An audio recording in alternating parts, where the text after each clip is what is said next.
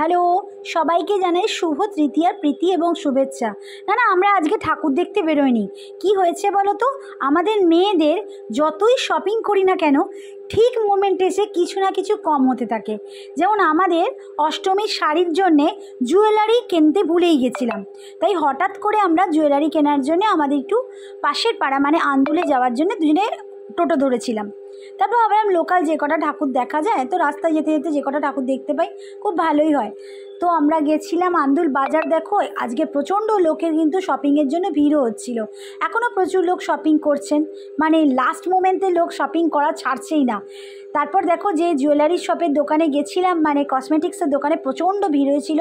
তারপর ওখান থেকে বাস স্ট্যান্ডে টোটো তো একদম পাওয়া যাচ্ছিল না, মানে নতুন কিছু টোটো এলেই লোক তাতে ভিড় করে জমা হয়ে যাচ্ছিল।